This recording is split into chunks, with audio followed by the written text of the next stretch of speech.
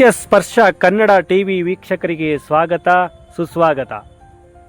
ಮಠಗಳು ಬಸವಣ್ಣನಂತಹ ಹಲವು ದಾರ್ಶನಿಕರ ತತ್ವದಡಿಯಲ್ಲಿ ಸಮಾಜಮುಖಿ ಕೆಲಸ ಮಾಡುತ್ತಿದ್ದು, ಬೇಬಿ ಬೆಟ್ಟದ ಶ್ರೀ ರಾಮಯೋಗೀಶ್ವರ ಮಠವು ಎಲ್ಲ ವರ್ಗದ ಜನರನ್ನು ಪ್ರೀತಿಸಿ ಒಳಿತನ್ನು ಬಯಸುವ ಮಠವಾಗಿದೆ ಎಂದು ಉಪವಿಭಾಗಾಧಿಕಾರಿ KR ಶ್ರೀನಿವಾಸ್ ಹೇಳಿದರು. ತಾಲೂಕಿನ ಬೇಬಿ ಬೆಟ್ಟದ ಶ್ರೀ ರಾಮಯೋಗೀಶ್ವರ ಮಠದ ಆವರಣದಲ್ಲಿ ನಡೆದ ಮಠದ ಪೀಠಾಧ್ಯಕ್ಷ ಶ್ರೀ ಶಿವ ಬಸವ ಸ್ವಾಮೀಜಿಗಳ ಜನ್ಮ ದಿನೋತ್ಸವ ಕಾರ್ಯಕ್ರಮದಲ್ಲಿ ಅವರು ಮಾತನಾಡಿದರು.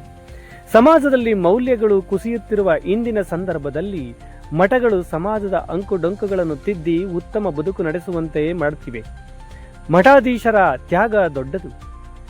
ತಮ್ಮ ಜೀವನವನ್ನು ತ್ಯಾಗ ಮಾಡಿ ಸಮಾಜದ ಒಳತಿಗಾಗಿ ಕೆಲಸ ಮಾಡುತ್ತಿರುವುದಲ್ಲದೆ ಜಾತಿ ಧರ್ಮಗಳ ಮೀರಿ ಮಠಗಳು ಶ್ರಮಿಸುತ್ತಿವೆ ಎಂದು ಹೇಳಿದರು. ರಕ್ತದಾನ, ಹಣ್ಣು ಹಂಪಲು ವಿತರಣೆ. ಶ್ರೀ ಶಿವ ಬಸವ ಸ್ವಾಮೀಜಿ ಹುಟ್ಟು ಹಬ್ಬದ ಅಂಗವಾಗಿ ಉಚಿತ ಆರೋಗ್ಯ ಶಿಬಿರ, ರಕ್ತದಾನ, ಕಣ್ಣಿನ ತಪಾಸಣೆ ಆಯೋಜಿಸಲಾಗಿತ್ತು. ಪಟ್ಟಣದ ಉಪ ವಿಭಾಗೀಯ ಆಸ್ಪತ್ರೆಯ ರೋಗಿಗಳಿಗೆ ಸ್ವಾಮೀಜಿ ನೇತೃತ್ವದಲ್ಲಿ ಮಠದ ಭಕ್ತರು ಹಣ್ಣು ಹಂಪಲು ವಿತರಣೆ ಮಾಡಿದರು. ಕಾರ್ಯಕ್ರಮದಲ್ಲಿ KR ಪೇಟೆ ಶಾಸಕ HT ಮಂಜು, ತಹಸೀಲ್ದಾರ್ ಬಸವರೆಡ್ಡಪ್ಪ ರೋಣದ, ಶರಣ ಸಾಹಿತ್ಯ ಪರಿಷತ್ತಿನ ಜಿಲ್ಲಾಧ್ಯಕ್ಷ ಸುಬ್ರಹ್ಮಣ್ಯ, ವೀರಶೈವ ಮಹಾಸಭಾ ಜಿಲ್ಲಾ ಕಾರ್ಯಾಧ್ಯಕ್ಷ MS ಮಂಜುನಾಥ್, ರೈತ ಸಂಘದ ಜಿಲ್ಲಾಧ್ಯಕ್ಷ AL ಕೆಂಪುಗೌಡ, ತಾಲೂಕು ಅಧ್ಯಕ್ಷ ಎಣ್ಣೆಹೊಳೆಕೊಪ್ಪಲು ಮಂಜುನಾಥ್, ಮಹಿಳಾ ನಾಯಕಿ ಎಂಜಿನಿಯರ್ ರೂಪಾ ಅರಳುಕುಪ್ಪೆ, ಜಿಲ್ಲಾ ಪಂಚಾಯಿತಿ ಮಾಜಿ ಸದಸ್ಯ KT ಗೋವಿಂದೇಗೌಡ, ಚಿತ್ರ ನಟರಾದ ಚೇತನ್, KR ಪೇಟೆ ಶಿವರಾಜು, ಕಂಠದಾನ ಕಲಾವಿದ ಚಂದ್ರೆ ರಾಮೇಗೌಡ, ಬಿಜೆಪಿ ಮುಖಂಡ ಇಂಡುವಾಳು ಸಚ್ಚಿದಾನಂದ, ಸರ್ವೋದಯ ಕರ್ನಾಟಕ ಪಕ್ಷ ತಾಲೂಕು ಅಧ್ಯಕ್ಷ S ದಯಾನಂದ, ಮುಖಂಡರಾದ RA ನಾಗಣ್ಣ, ಶಂಕರ ನಂಜಪ್ಪ ಇತರರು ಇದ್ದರು.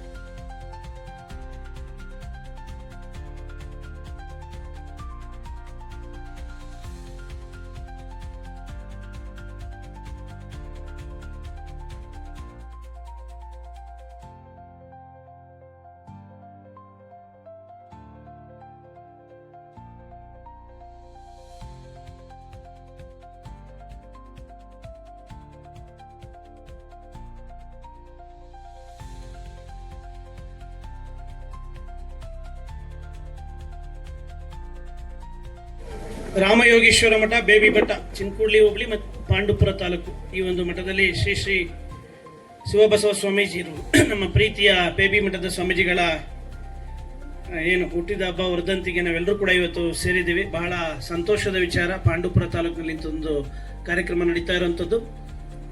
ಸಾಕಷ್ಟು ಮಾತಾಡಲಿಕ್ಕಿದೆ, ತುಂಬ ಬಿಸಿಲಿದೆ. ಎಲ್ಲರೂ ಊಟದ ಸಮಯ ಆಲ್ರೆಡಿ 1:40 ಒಂದು 2-3 ನಿಮಿಷ ನನ್ನ ಮಾತನ್ನು ಸೀಮಿತಗೊಳಿಸ್ತೇನೆ.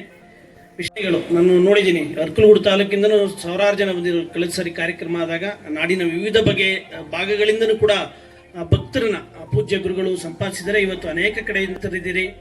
ಎಲ್ಲ ನಮ್ಮ ವಿಶೇಷವಾಗಿ ನಮ್ಮ ರೈತ ಸಂಘದ ಅಧ್ಯಕ್ಷರಾದ ಕೆಂಪುಗೌಡರು, ಗೋವಿಂದೇಗೌಡರು, ದಯಣ್ಣ, ಎಲ್ಲ ಅನೇಕ ಗಣ್ಯರು ವೇದಿಕೆ ಮುಂಭಾಗದಲ್ಲೂ ಇದ್ದೀರಿ. ತಮ್ಮೆಲ್ಲರೂ ಕೂಡ ಕಾರ್ಯಕ್ರಮದಲ್ಲಿ ಮತ್ತೊಮ್ಮೆ ನಮಿಸ್ತಾ, ವಿಶೇಷವಾಗಿ ಬಗ್ಗೆ ನನಗಂತೂ ವೈಯಕ್ತಿಕವಾಗಿ ಒಂದು ಅಭಿಮಾನ. ಯಾಕೆ ಅಂದರೆ ಗುರುಗಳಾದ್ರೂ ಕೂಡ, ಯಾವ ಗುರುಗಳು ಅಂದರೆ ತ್ಯಾಗಿಗಳು, ಎಲ್ಲವನ್ನು ಬಿಟ್ಟಂಥವ್ರು, ಬಂದವರೆಲ್ಲರಿಗೂ ಪ್ರೀತಿಯನ್ನು ಕೊಡುವಂಥವ್ರು.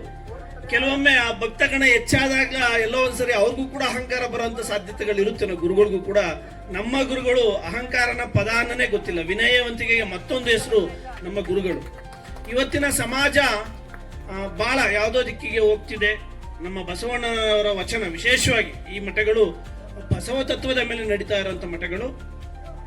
ಏನು ಸಂವಿಧಾನದಲ್ಲಿ ಹೇಳಿದೀವಿ ನಾವು, 1947 ಸ್ವತಂತ್ರ ತಗೊಂಡು 50ರಲ್ಲಿ ಸಂವಿಧಾನವನ್ನು ಅಳವಡಿಸ್ಕೊಂಡು ಸಮಾನತೆ, ಎಲ್ಲರೂ ಗೌರವಯುತವಾಗಿ ಬದುಕಬೇಕು, ಆಡಂಬರದ ಬದುಕು ಇರಬಾರದು, ಇಂಥ ಮಹಾನ್ ಮೌಲ್ಯಗಳನ್ನ ಹೇಳಿದ್ದು ನಮ್ಮ ಬಸವಣ್ಣನವರು.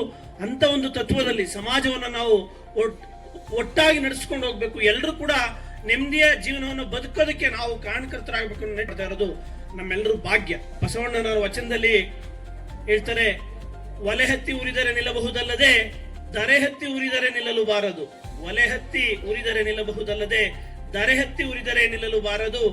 ಬೇಲಿಯೇ ಒಲವ ಮೇಯ್ದೊಡೆ, ಏರಿಯೇ ನೀರ ಕುಡಿದೊಡೆ, ನಾರಿಯೇ ತನ್ನ ಮನೆಯಲ್ಲಿ ಕಳುವೊಡೆ, ತಾಯಿಯ ಎದೆಯಾಲೆ ನಂಜಾಗಿ ಕೊಲ್ಲುವೊಡೆ, ಇನ್ನಾರಲ್ಲಿ ಬೇಡುವೆ ಕೂಡಲ ಸಂಗಮ ದೇವ.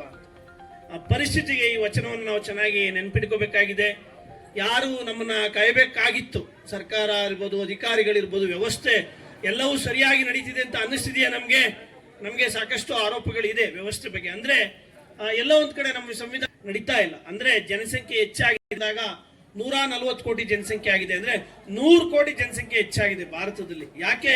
ಮೌಲ್ಯಗಳು ಎಲ್ಲೋ ಒಂದ್ ಕಡೆ ಕುಸಿತಾ ಇದೆ. ಇವತ್ತು ಸ್ವಂತ ಅಣ್ಣ ತಮ್ಮದಿರನ್ನ ಮಾತಾಡ್ಸೋದು ಬಹಳ ಕಷ್ಟದ ಕಥೆ ಆಗಿದೆ. ನೆನ್ನೆ ಓದ್ತಾ ಇದ್ದು, ನೆಂಟರು ಅಂದ್ರೆ ಯಾವ ಮಟ್ಟಕ್ಕಾಗಿದೆ ಅಂದ್ರೆ ಮದುವೆಗೆ ಬರೋದು, ಇಲ್ಲ ಸಾವುಗೆ ಬರೋದು, ಇವೆರಡಿಕೆ ಅನ್ನಂಗೆ ಆಗ್ಬಿಟ್ಟವ್ರೆ. ಮಗನ್ನ ಅಂದ್ರೆ 5 ವರ್ಷ 10 ವರ್ಷ ಆದ್ರೂ ಮಗುವನ್ನ ತೋರಿಸ್ತಾ ಇರೋ ತರಕ್ಕೆ ಆಗ್ಬಿಟ್ಟಿದ್ದಾರೆ. ನೆಂಟರಿಷ್ಟು ಅಂದ್ರೆ ಪ್ರತಿ ದಿವಸದ ಕಷ್ಟಕ್ಕೆ ಆಗ್ತಾ ಇದ್ರು. ಇಂದಿನ ಕಾಲಘಟ್ಟ ಆ ರೀತಿ ಇತ್ತು. ಚಿಕ್ಕ ನೋವುಗಳು ಕೂಡ ಸ್ಪಂದಿಸ್ತಾ ಇದ್ರು, ಅನ್ಯೂನ್ಯತೆ ಇತ್ತು ಅಕ್ಕಪಕ್ಕದ ಮನೆಗಳಲ್ಲಿ. ಇವತ್ತು ಬದುಕು ಆಡಂಬರದಿಂದ ಕೂಡಿ ಆಧುನಿಕತೆಯಿಂದ ಇರೋದ್ರಿಂದ ಎಲ್ಲೋ ಪಕ್ಕದವರು ನಾವು ಮಾತಾಡ್ಸಕ್ ಆಗ್ತಾ ಇಲ್ಲ. ಸ್ವಂತ ಅಣ್ತಂದಿರು ಕೂಡ ಯಾವುದು ಸಾಧನೆ ನಂಗಾಗಿದೆ ಅಂದ್ರೆ ಜಾಸ್ತಿ ದುಡ್ಡು ದುಡಿಬೇಕು, ನಾನು ಎಲ್ಲರಿಗಿಂತ ಜಾಸ್ತಿ ದುಡ್ಡು ದುಡಿದ್ರೆ ಸಾಧನೆ ಅನ್ನೋ ಒಂದು ತಪ್ಪು ಪರಿಭಾವನೆಯಲ್ಲಿ ನಾವೆಲ್ಲೋ ತಪ್ಪು ಹೆಜ್ಜೆಯಲ್ಲಿ ಹೋಗ್ತಾ ಇದೀವನೋ. ಇಂತಹ ಸಂದರ್ಭದಲ್ಲಿ ಇಂತಹ ಮಠಮಾನ್ಯಗಳು, ಗುರುಗಳು ನೋಡಿ, ಇವತ್ತು ಯಾರು ನಾವು ಗುರುಗಳು ಶ್ರೀಮಂತರು, ನಾವು ಶ್ರೀಮಂತರು, ಬಡವರು ಅನ್ನೋ ಭಾವನೆಯಲ್ಲಿ ಬಂದಿಲ್ಲ. ಗುರುಗಳ ಹತ್ರ ಹೋದ್ರೆ ಒಂದು ಪ್ರೀತಿ ಸಿಗುತ್ತೆ, ನಾವೆಲ್ಲರೂ ಒಟ್ಟಾಗ್ತೀವಿ ನಾವು ಒಂದು ಭಾವನೆಯಲ್ಲಿ ಬಂದಿದ್ದೀವಿ. ನಾನು ಮನಃಪೂರ್ವಕವಾಗಿ ಹೇಳ್ತೀನಿ, ನಮ್ಮ ತಾಯಿ ಹತ್ರ ಹೋದಾಗ ನಂಗೆ ಎಷ್ಟು ಖುಷಿ ಆಗಿತ್ತು, ಈ ಗುರುಗಳು ನೋಡಿದಾಗ ಅಷ್ಟು ಖುಷಿ ಆಗ್ತದೆ ಅಂತ ಒಂದು ಮಮತೆಯ ಭಾವನೆ ಅವರಲ್ಲಿ ಇದೆ. ಹಾಗಾಗಿ ನಾವೆಲ್ಲರೂ ನಮ್ಮ ಅಣ್ತಂದಿರನ್ನ ಸೇರ್ಕೊಳ್ಳಿಕ್ ಆಗ್ತಿಲ್ಲ. ನಮ್ಮ ನೆಂಟರಿಷ್ಟು ನಮ್ಗೆ ದೂರ ಆದ್ರೂ ಕೂಡ ಒಂದು ಮಠ ಅನ್ನೋದು ನಮ್ಮೆಲ್ಲರೂ ಒಗ್ಗಟ್ಟಾಗಿ ಜಾತಿ ಧರ್ಮಗಳನ್ನೆಲ್ಲ ಮೀರಿ ನಮ್ಮನ್ನ ಒಟ್ಟಾಗಿ ಸೇರಿಸಿ, ನಿಮ್ಗೆ ಗೊತ್ತಿರ್ಬೋದು ಅಮೆರಿಕ ದೇಶ, ನಾವೆಲ್ಲರೂ ಕೂಡ ಪೋಷಣೆಯನ್ನ ಮಾಡಿ ಈ ತರ ಗುರುಗಳು ಬೆಳೆದ್ರೆ ಸಮಾಜದಲ್ಲಿ ಇನ್ನೊಂದಷ್ಟು ನೆಮ್ಮದಿ ಶಾಂತಿ ಬೆಳೆಯುತ್ತೆ. ಖಂಡಿತವಾಗ್ಲೂ ಕೂಡ ನಾವು ದೇವ್ರನ್ನ ಯಾರು ನೋಡ್ಲಿಕ್ಕೆ ಆಗೋದಿಲ್ಲ. ಯಾರಾದ್ರೂ ನೋಡಿದೀವಾ? ಮಾನವನಲ್ಲಿ ದೇವರ ಗುಣಗಳನ್ನ ನಾವು ನೋಡ್ಲಿಕ್ಕೆ ಸಾಧ್ಯ ಇದೆ. ದೇವರು ಅಂದ್ರೆ ಏನು? ಒಳ್ಳೇದು ಮಾಡೋದು, ನಮ್ಗೆ ನೆಮ್ಮದಿಯನ್ನು ಕೊಡುವಂಥದ್ದು. ಗುರುಗಳ ಹತ್ರ ಬಂದ್ರೆ ಖಂಡಿತ ನಮ್ಗೆ ಒಳ್ಳೇದಾಗುವಂಥದ್ದು, ಆ ಭಾವನೆ ನಮ್ಗೆ ದೊರಕುತ್ತದೆ. ಅಂತ ಪ್ರೀತಿಯನ್ನ ಇಂಥ ಆಧುನಿಕ ಯುಗದಲ್ಲೂ ಕೂಡ ಕರುಣಿಸ್ತಾ ಇರುತ್ತೆ. ಅವ್ರಿಗಿನ್ನೇನು ಆಸೆ ಇಲ್ಲ, ನನ್ನ ಹತ್ರ ಬರೋ ಭಕ್ತರು ಚೆನ್ನಾಗಿದ್ರೆ ಸಾಕಪ್ಪ, ಖುಷಿಯಾಗಿದ್ರೆ ಸಾಕಪ್ಪ ಅಂತ ಒಂದು ದೊಡ್ಡ ಗುಣಗಳನ್ನ ಗುರುಗಳು ಇಟ್ಕೊಂಡಿರ್ತಾರೆ. ಅವ್ರು ಶ್ರೀಮಂತರಾಗಬೇಕು ಅನ್ನೋ ಆಸೆ ಇಲ್ಲ, ಮಠ ಬೆಳೆಸ್ಬೇಕು ಅಂತ ಒಂದು ಸ್ವಾರ್ಥ ಖಂಡಿತ ಇರ್ಬೇಕು ಗುರುಗಳು. ಯಾಕೆ ಅಂದ್ರೆ ನನ್ನಿಂದ ಇನ್ನೊಂದಷ್ಟು ಹೆಚ್ಚು ಜನ ಭಕ್ತಾದಿಗಳಿಗೆ ಒಳ್ಳೇದಾಗ್ಲಿ ಅನ್ನೋ ಆಸೆ. ಅದಕ್ಕೆ ನಾವೆಲ್ಲರೂ ಕೂಡ ವೇದಿಕೆ ಮೇಲಿರ್ತಕ್ಕಂಥ ಉಪವಿಭಾಗಾಧಿಕಾರಿಗಳಾದಂಥ ಶ್ರೀನಿವಾಸರವರೇ, ವೇದಿಕೆಯ ಮೇಲಿರ್ತಕ್ಕಂಥ ಎಲ್ಲ ಗಣ್ಯರೇ, ವೇದಿಕೆ ಮುಂಭಾಗದಲ್ಲಿರ್ತಕ್ಕಂಥ ಭಕ್ತಾದಿಗಳೇ, ತಾಯಂದಿರೇ, ಪತ್ರಿಕಾ ಮಾಧ್ಯಮದ ಸ್ನೇಹಿತರೆ, ನಮಗೂ ಮಠಕ್ಕೂ ಅವಿನಾಭಾವ ಸಂಬಂಧ. ನೀವು ಸಣ್ಣವರು ಇದ್ದಾಗ ಕೇಳಿರ್ಬೋದು, ಮನೆಯಲ್ಲಿ ತಂದೆ ನಾಳೆ ಎಲ್ಲಾದ್ರೂ ದೂರ ಹೋಗ್ಬೇಕಾದ್ರೆ ಹೋಗುವಾಗ ಒಂದು ಮಾತು ಹೇಳೋರು, ನೋಡಪ್ಪ ಹೋಗಿ ಬರ್ತಾ ಇದ್ದೀನಿ, ಮನೆ ಮಠ ಜವಾಬ್ದಾರ, ಮನೆ ಏನೋ ಆದ್ರೆ ನಮ್ಮ ಮನೆಯ ಯಾಕೆ ನೋಡ್ಕೊಳ್ತೀವೋ ಅದೇ ರೀತಿ ನಮ್ಮ ಮಠನೂ ನೋಡ್ಕೋಬೇಕು ಅನ್ನೋ ಆ ರೀತಿ ನಮ್ಮ ಈ ಬೇಬಿ ಮಠ ಅದ್ಭುತವಾದ ಒಂದು ಸ್ಥಳದಲ್ಲಿ ಸಿದ್ದೇಶ್ವರ ಎರಡೂ ಮಹಾನ್ ದೇವರುಗಳು ಇಲ್ಲಿ ನೆಲೆಯೂರಿದ್ದಾರೆ. ನಮ್ಮ ಮಹಾರಾಜರ ಒಂದು ಆರಾಧ್ಯ ದೈವ. ಆ ದೃಷ್ಟಿಲಿ ನಾನು ಸ್ವಾಮೀಜಿಗೆ ಹೇಳೋದೇನು ಅಂದರೆ, ಇಲ್ಲಿ ಹಿಂದೆ ಸ್ಕೂಲ್ ಇತ್ತು, ದಯಮಾಡಿ ಒಂದು ಪುಸ್ತಕಕ್ಕೆ ವ್ಯವಸ್ಥೆಯನ್ನು ಮಾಡಿ. ಈಗ ಸ್ಕೂಲ್ ತೆಗೆದ್ರೆ ಒಂದು ಮಟ್ಟಕ್ಕೆ ಒಂದು ಒಳ್ಳೆ, ಯಾಕೆಂದರೆ ಹೈಸ್ಕೂಲ್ ಆದ್ರಿಂದ ಒಂದು ಸ್ಕೂಲ್ ತೆಗೆದು ಈ ಮಠ ಅದ್ಭುತವಾಗಿ ಬೆಳೆಯುವಂಥ ಎಲ್ಲ ಸೂಚನೆಗಳು ಆ ದೃಷ್ಟಿಯಿಂದ ಹೇಳಿ ಸ್ವಾಮೀಜಿಯರ ವಾದಕ್ಕೆ ಬಂದಂತ ಎರಡು ಮಾತು ಸಂದರ್ಭದಲ್ಲಿ ಸಲ್ಲಿಸಿ ಆ ಮಲ್ಲಮಹದೇಶ್ವರ ಸಿದ್ದಲಿಂಗೇಶ್ವರ ನಿಮ್ಮೆಲ್ಲರ ಕುಟುಂಬಕ್ಕೂ ಆಯಸ್ಸು, ಆರೋಗ್ಯ, ನೆಮ್ಮದಿಯನ್ನು ಕೊಟ್ಟು ಕರುಣಿಸಲಿ. ಮುಂದೊಂದು ದಿವಸ ಇನ್ನೂ ಹೆಚ್ಚು ಹೆಚ್ಚು ಇದೇ ರೀತಿ ಕಾರ್ಯಕ್ರಮ ಶ್ರೀಮಠದ ಮೇಲೆ ಈ ಕಾರ್ಯಕ್ರಮಗಳಲ್ಲಿ ತಮ್ಮನ್ನು ತಾವು ತೊಡಗಿಸಿಕೊಂಡು ಈ ಮಠದ ಕೀರ್ತಿ ಇನ್ನೂ ಹೆಚ್ಚಿನ ಮಟ್ಟಕ್ಕೆ ಹೋಗಲಿ ಅಂತ ನಾನು ಈ ಸಂದರ್ಭದಲ್ಲಿ ಹೇಳ್ತಾ, ಹಾಗೆ ಇವತ್ತು ನಿಜಕ್ಕೂ ಆರೋಗ್ಯ ಶಿಬಿರ, ಉಚಿತ ಕಣ್ಣಿನ ತಪಾಸಣೆ ಹಾಗೂ ರಕ್ತದಾನ ಶಿಬಿರ, ಅದರಲ್ಲೂ ನನ್ನ ಯುವಕ ಮಿತ್ರರು ಅನೇಕ ಜನ ಸರಿಸುಮಾರು ಈಗಾಗಲೇ ಸುಮಾರು 150 ಜನ ಇವತ್ತು ರಕ್ತ ಡೊನೇಟ್ ಮಾಡಿರಬಹುದೇನೋ.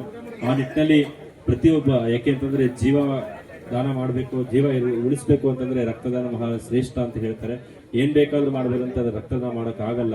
ಆ ನಿಟ್ಟಿನಲ್ಲಿ ಯುವಕರೆಲ್ಲರೂ ಸೇರಿ ಇವತ್ತು ರಕ್ತದಾನ ಮಾಡೋದು ಬಹಳ ಶ್ಲಾಘನೀಯ.